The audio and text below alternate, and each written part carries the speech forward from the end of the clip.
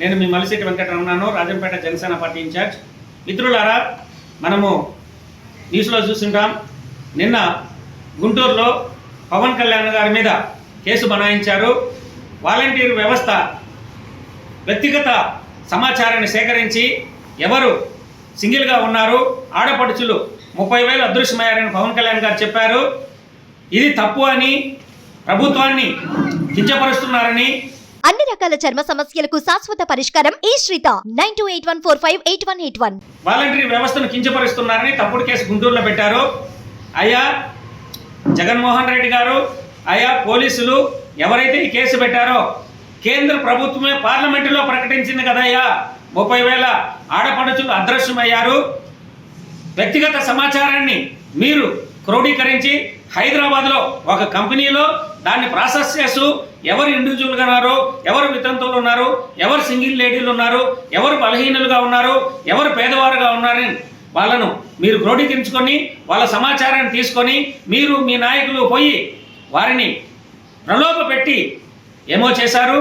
కేంద్ర ప్రభుత్వమే ప్రకటించింది 30,000 పోయినారని, 16,000 మాత్రమే తిరిగి వచ్చారు, 14,000 అదృశ్యమయ్యారు. ఎక్కడున్నారని పవన్ కళ్యాణ్ గారు ప్రశ్నించారు.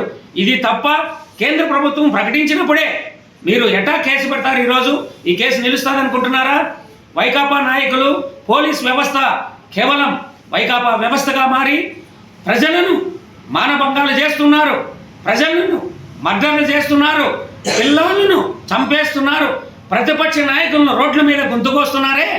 ఒక్క కేసు పెట్టలేదే వైసీపీ నాయకుల మీద, ఇటువంటి కేసులు పెడతారే?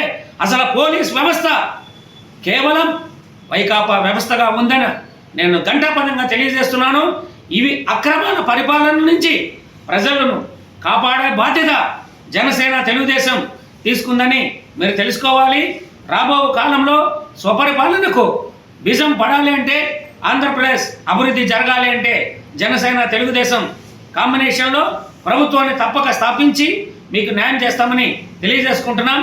ప్రజలందరూ కూడా ఇటువంటి కక్షపూరిత దుర్మార్గపు చర్యలను ఖండించి ప్రజలు బయటకు వచ్చి ప్రజాస్వామ్యాన్ని కాపాడాలని కోరుకుంటున్నాను.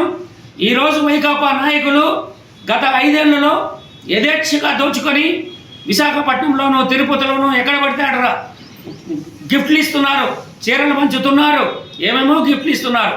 అంటే ప్రజలారా, మనము తెలుసుకోవాల్సింది ఏంటి అంటే, నాయకులు ఇచ్చే తాయిలాలకు, నాయకులు ఇచ్చే కుక్క బిస్కెట్కు అలవాటు పడకుండా తీసుకోండి. ఎందుకంటే దోచుకున్నారు. ఈరోజు జగన్మోహన్ రెడ్డి ప్రభుత్వ ఆస్తులను తన ఆస్తులుగా ఉపయోగించుకుంటున్నారు. ఆర్టీసీ కానీ, ప్రభుత్వ భూములు కానీ ఇలా యథేచ్ఛగా దోచుకుంటున్నారు. మీరు 5,000 ఇస్తామంటే 10,000 అడిగి తీసుకోండి. కానీ వైకాపా ఒక్క నాయకుడికి కూడా ఓటేయకూడదు.